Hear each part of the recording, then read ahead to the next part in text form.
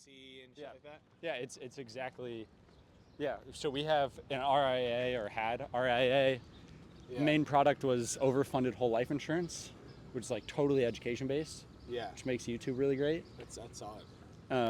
And then we would just run like tax stuff basically on the back end too. Yeah.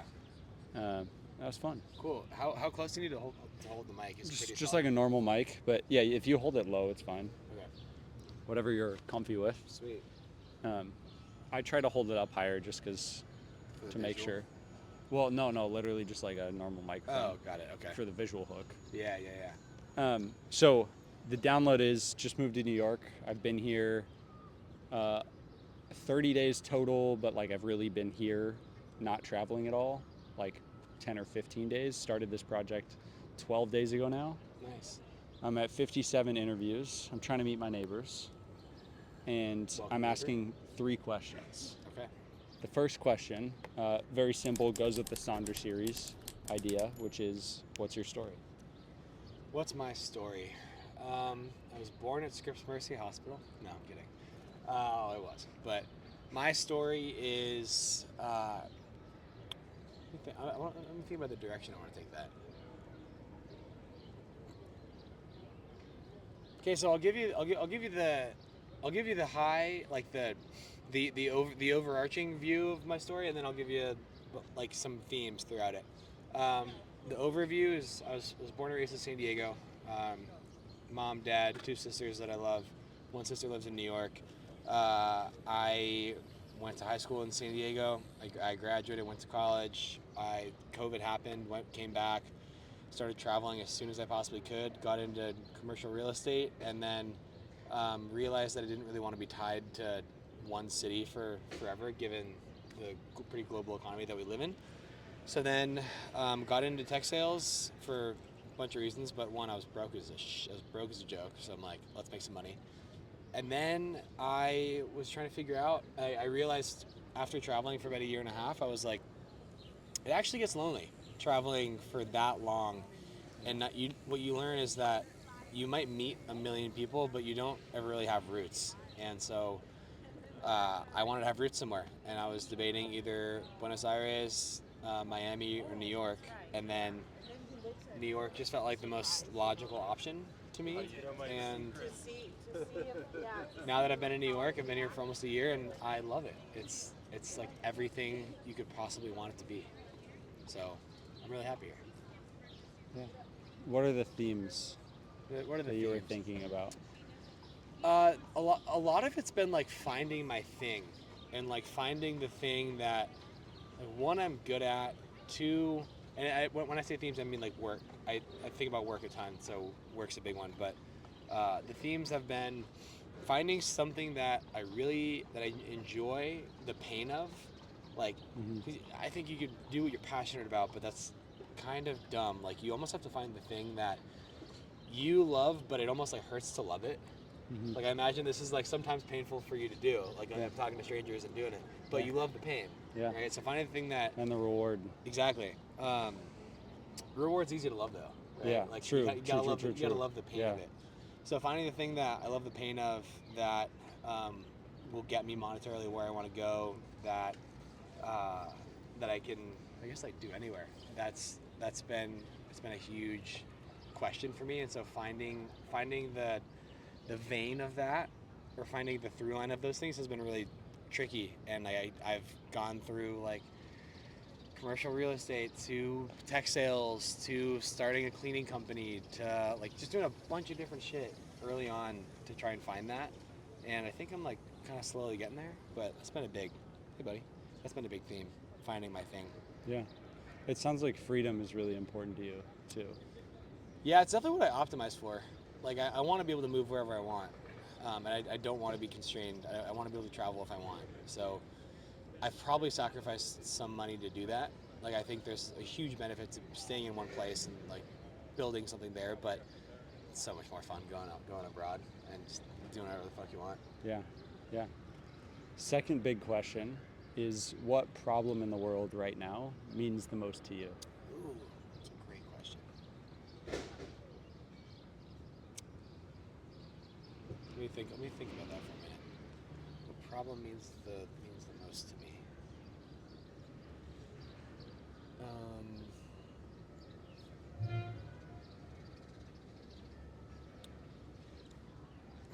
One problem that means a lot is the loss of meaning. I think a lot of people have a really hard time finding meaning in whatever they're doing, and because we're past this place of needing to survive, like we kind of have survival figured out. Now we're just like optimizing, seemingly. So finding what's meaningful is super difficult, and I don't really have a lot of advice or like an answer for it. But um, I think that it's first of all, it's a problem that I really care about. But second, I think if you can solve if you can solve for that, then you're gonna be happy. I think like you find happiness through meaning. So I'm almost trying to like reverse engineer happiness through meaning, and I probably give a better answer than that.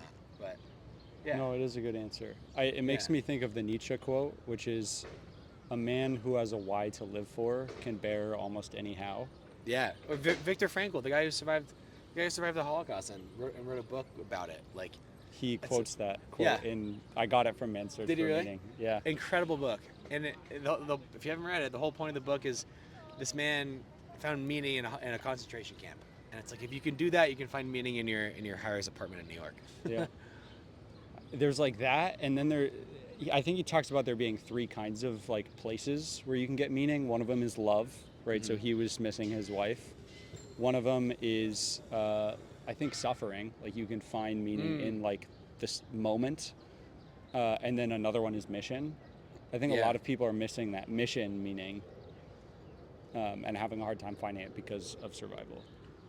For sure, there's the modern instantiation of that is there's the founder of Loom, the recording device that we all use. He sold his company for about, I don't quote me on this, but I think it was like $900 million, some amount of money that you'll never need to pop work it up. again, right? Yeah. Sold it for $900 million, and then correct me if I'm wrong, but and then he went public and posted on all of his socials and was like, okay, now I'm more depressed than I've ever been. I don't know what to do. And it's one of those like champagne problems where like no one can actually relate to it. So everyone's like, oh, boo-hoo, poor like multimillionaire. So sad. Yeah. But I think the retweet that went the most viral was Naval, who he commented and he goes, God, a mission, or kids, preferably all three. I was Yeah. like, damn, Yeah. that's good. God, That's really good. kids. a He goes, mission. God, kids, or a mission. Choose one, preferably all three. I'm like, that's That is killer, good. dude. I think that's it. Yeah. There's not much more to life than that. Yeah. If you want to be Last- happy long term. Last big question is, who's the most impressive person that you've met, and what made them impressive to you? These are good questions. Good for Thank you. Most impressive person that I've met.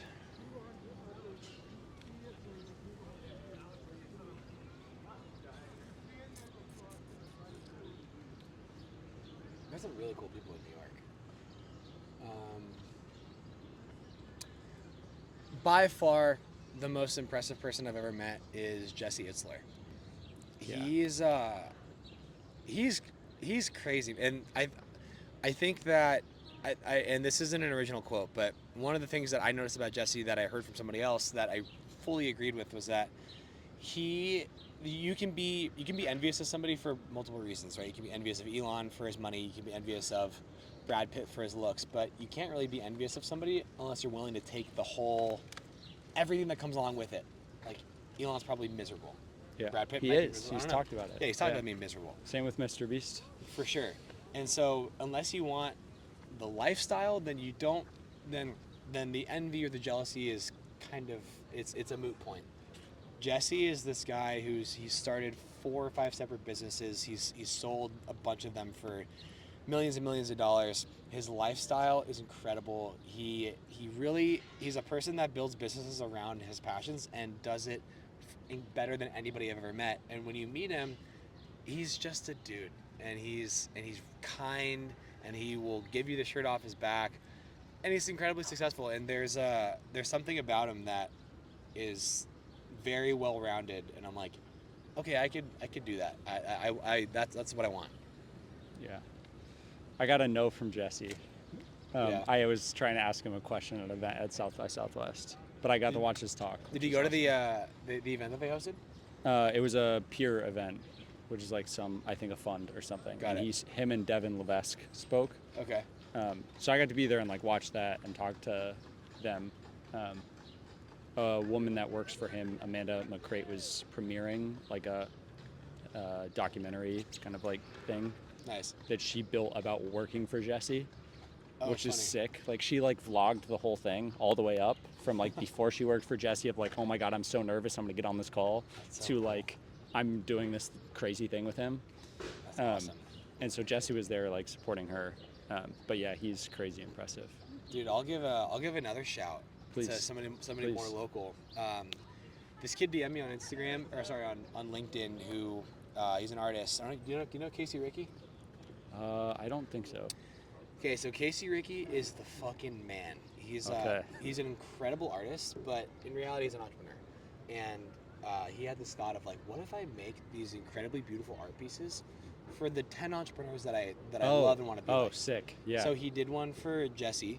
I've and heard that of this. went super viral. It Yeah. got like 400,000 views on Instagram. Jesse responded within minutes. He went to his house to go deliver it. Then he got connected with Gary Vee from that. He came out to New York to do something for Casey Neistat, which is when we met. And Casey came out and was talking to us for a bit. That's how I met Casey Neistat. And Casey Ricky, the artist guy, he's just a perfect example of like you can just do things. You can. You can just do whatever the hell you want. And he had that idea. He made a video, and that's about it. And now he's talking to the 10 coolest entrepreneurs in the world. There's this idea. I was reading. Have you seen Jay Yang around on LinkedIn? He did a ton of copywriting stuff. Worked for Alex Hormozy and Noah Kagan. Now he's writing books. His Noah first Kagan. book was called Just Do Things. Yeah. So literally like the third door-esque thing. Oh, I think I've seen this guy around. Yeah. I was pre-reading his second book for him, like beta testing it or whatever. Yeah. And there's a section in it that's so good about making content up. So this guy, Casey, Yeah. made content up. Like For he made sure. something so good up to the people that he wanted to meet. Yeah. Like that's how you get in contact with people that like you admire or mentors. Dude, that's what I do in my own business. Yeah. Like and it's not to the level that my buddy Casey's doing it, because it takes him 40 hours to go build this thing. Me doing a street interview takes like an hour. But I'll like go make a street ad for a company I really want to work. That's how I won Reddit. Yeah. And making content up. That's a great one. I did that for Reddit, did that for Nads. Like most of my clients I've had to do that for. Yeah. And it takes me an hour, and it's like, but it shows that you're doing something a little bit different. And everybody can send a DM, everybody can do a cold call somebody, but not everyone can like actually do it. The thing is also with it, you're not actually losing your time. Like you're making an asset. If you film the process or you take pictures of the end product, Yeah. you've created this asset that then you can show off as your portfolio to the next people. I've done this with events. Like I really wanted to meet Andrew Young. Yeah. Like every person I asked about moving to New York, they're like, you got to meet Andrew Young. Have you met him? Yeah. I helped work his event in South by Southwest. No way. Super helped them out with I got zip ties from the security guard and like hung up posters. That's sick. And then I got invited to his CEO dinner after because they forgot a flag of the sponsor. So I got to go to the funny. CEO dinner, like co-founder of Venmo, founders of Stan. Yeah. It was a big deal to go there. That's sick. And then I made like a FIBE application video to pitch the FIBE fellow thing. Yeah. But you could do this with events too, is what I'm saying. Is For like sure. you can just do stuff up to who you want to meet. Dude, he took that. That's also a big life lesson is that I've learned is like you can take something really dumb and take it really seriously and have it work. Charlie Munger said, take a simple idea or find a simple idea and take it really seriously. That's really good. That's on the back of his almanac. That's so good. I couldn't get through his almanac, man. In theory, I'm like, this is everything I'm interested in, like philosophy, investing, making money, building businesses, all that I love. But I'm like, I couldn't get through it. Yeah. I feel like I should have been able to, but I couldn't. tried. People's brains work differently. That's why there's so many books. So Yeah, that's fair. last extra credit question. Yes. Just moved to New York. You've been living in New York for a little bit. What's your New York advice to me? Dude, you're doing my New York advice, man. you're already doing it, which is get out and talk to people. The worst thing that you can do is stay in Bed-Stuy all day and not do things. But you are doing things, which I don't have any advice for you. Like, you're doing it. Thanks, dude, my man. Let's go film your stuff. Let's go. We could do some more people for you if you want.